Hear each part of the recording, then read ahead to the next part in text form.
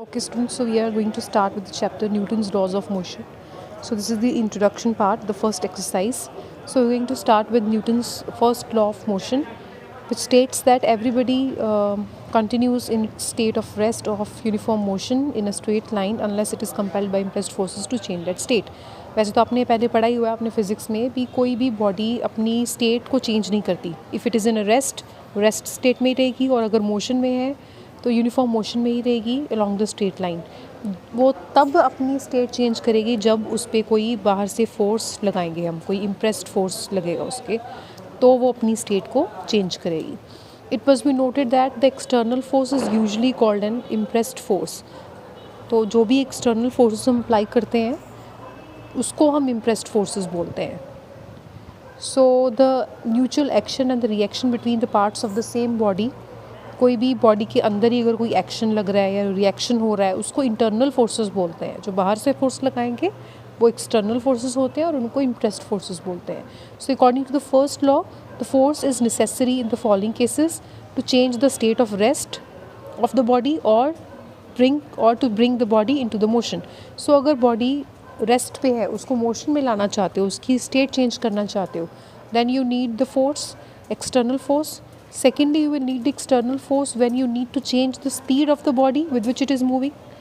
जब कोई body straight line में मूव कर रही है, आप अगर उसकी स्पीड को चेंज करना चाहते हो तब आपको एक्सटर्नल फोर्स लगाना होगा. एंड थर्डली, जब आप उसकी डायरेक्शन को चेंज करना चाहते हो, ठीक है ना, और अगर इसकी डायरेक्शन को चेंज करना चाहते हो without even changing the it speed, in that case also you will require external force. तो उसके बाद है principle of inertia. So the first law of motion implies the principle of inertia. The first law of motion से principle of inertia भी imply होता है, जो state करता है कि body has no tendency of itself to change its state of rest और motion. Body अपने आप अपनी स्टेट ऑफ रेस्ट या मोशन चेंज नहीं करेगी. And if it is kept free from the action of external forces, it will remain in its state of rest और of uniform motion in a straight line. तो अगर वो rest पे है तो रेस्ट पे ही रहेगी, अगर मोशन यूनिफॉर्म मोशन में मूव कर रही है तो वैसे ही मूव करती रहेगी. Thus the state of rest और uniform motion in a straight line is the natural state of the body, and it is the only presence of external force जो उसकी नेचुरल स्टेट को चेंज कर सकता है. And the law asserts that a body upon which no force acts must be either at the rest, जिस पे कोई भी फोर्स एक्ट नहीं कर रहा, एक्सटर्नल फोर्स एक्ट नहीं कर रहा, वो या फिर रेस्ट पे है या फिर मूव अगर कर रही है तो वो स्ट्रेट लाइन में मूव कर रही है with the uniform velocity. And if the body rest पे है और यूनिफॉर्म वेलोसिटी के साथ मूव कर रही है स्ट्रेट लाइन में, इसका मतलब उसमें एक्सटर्नल फोर्स नहीं है. और अगर है एक्सटर्नल फोर्स तो जितने भी एक्सटर्नल फोर्सेस लग रहे हैं वो एक दूसरे को बैलेंस आउट कर रहे हैं, और स्टिल बॉडी फिर उसके कारण, क्योंकि वो आपस में बैलेंस आउट हो गए, तो वो इक्विलिब्रियम में रह रहे हैं. तो ये प्रिंसिपल ऑफ इनर्शिया है. मतलब बॉडी अपनी नेचुरल स्टेट में ही रहेगी जब तक तो कोई एक्सटर्नल फोर्स नहीं लगाओगे. एक्सटर्नल फोर्सेस अगर या फिर तो नहीं लग रहे हैं तो भी वो अपनी नेचुरल स्टेट नहीं छोड़ेगी, या अगर लग भी रहे हैं तो वो आपस में बैलेंस आउट हो रहे हैं, सो दैट बॉडी अपनी इक्विलिब्रियम में ही रह रही है. नेक्स्ट आर्टिकल है state the Newton second law of motion and reduce the fundamental equation of dynamics, जो कि होती है P is equal to mf. तो second law of motion is the rate of change of momentum is proportional to the impressed force and takes place in the direction of straight line in which the force acts. So the rate of change of momentum का जो change होने का rate है वो किसके proportional है? वो directly proportional है impressed force के, मतलब जो बाहर के force आप apply कर रहे हो. And it takes place in the direction of, और किसकी direction में वो होता है? In the direction of straight line in which the force acts. Momentum किसकी डायरेक्शन में होता है? जिसमें फोर्स एक्ट हो रहा है. सो इसकी डिडक्शन करते हैं. हमारा जो फंडामेंटल इक्वेशन ऑफ डायनेमिक्स है which is P is equal to mf, fundamental equation of dynamics होती है, इसको डिड्यूस करना है आपने with the help of second law of motion, Newton second law of motion. So let the body of mass m be moving in a straight line with velocity v. मान लो कोई body है जिसका मास m है, वो velocity v के साथ move कर रही है time t, at any time t, then the momentum of that body is mass into velocity. So mv उसका momentum हो गया, और p denote कर रहा है force acting on the body of mass m. p force, मतलब normally you take f by force, here we are taking p. So by Newton's laws of motion, जो second वाला law है, उसके accordingly P जो है वो directly proportional है आपके मोमेंटम के, या फिर आप कह सकते हो मोमेंटम जो है वो डायरेक्टली प्रोपोर्शनल है फोर्स के, ठीक है ना। The rate of change of momentum बोला था ना उन्होंने, तो ये d/dt इसलिए लिया हुआ। The rate of change of momentum is proportional to the impressed force. So P is the impressed force. Proportionality को हटाने के लिए हमने ऐसे लिखते हैं ना, P is directly proportional to d/dt of momentum, momentum is mv। So proportionality के साइन को हटाने के लिए हम यहाँ पर कांस्टेंट इंट्रोड्यूस करते हैं, मतलब जब साइन हटेगा प्रोपोर्शनैलिटी का तो इज इक्वल्स टू के साथ k भी आएगा। सो ये आ जाएगा d/dt ऑफ mv, ठीक है। इतना आ गया। Where k is a constant, ठीक है, whose value depends upon the, जो भी यूनिट आप चूज़ करें उस पर डिपेंड करेगी उसकी वैल्यू। नाउ अज्यूम कर लो कि कांस्टेंट जो आपका जो मास है वो आपका कांस्टेंट ही रह रहा है, तो ये जो dv/dt, ये m तो बाहर निकल गया ना डेरिवेटिव के, जो dv/dt है मतलब rate of change of velocity with time which is acceleration, जिसको हम f से डिनोट करते हैं। सो p कितना आ गया हमारे पास, k into mf। So let the unit of force be so chosen.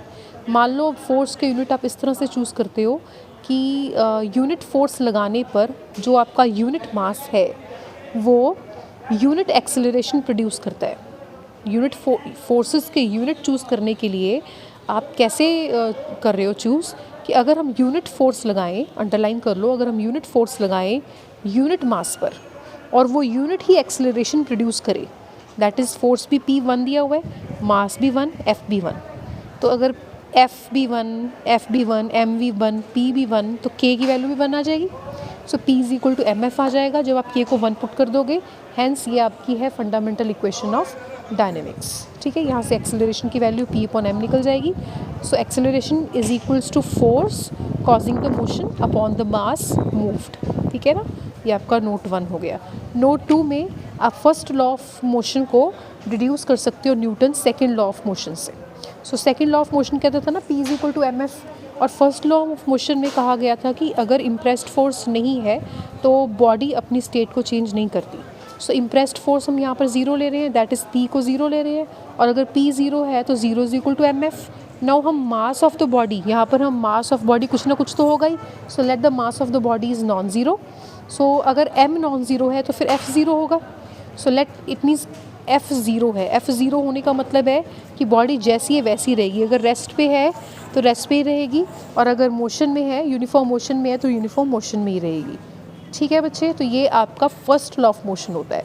So first law of motion में P को 0 पुट करो तो आपके पास सेकेंड लॉ ऑफ मोशन में अगर आप P को 0 लेते हैं तो आपके पास फर्स्ट लॉ ऑफ मोशन आ जाएगा, that is the body will not change its state of rest और यूनिफॉर्म मोशन अनटिल अनलेस उस पर कोई ना कोई इम्प्रेस्ड फोर्स अप्लाई ना किया गया हो, ठीक है बच्चे। अब नेक्स्ट आपके पास है द यूनिट्स ऑफ फोर्सेस। तो दो आपके पास सिस्टम्स हैं, एक है एब्सोलूट यूनिट्स ऑफ फोर्सेस, एक है ग्रेविटेशनल यूनिट्स ऑफ फोर्सेस। तो एब्सोलूट वाले में CGS सिस्टम और MK सिस्टम आ जाता है। CGS सिस्टम में फोर्स का यूनिट होता है डाइन, और 1 डाइन की डेफिनेशन दी हुई है, ये आपको याद करनी है। 1 dyne is that force which produces in a mass of 1 gram.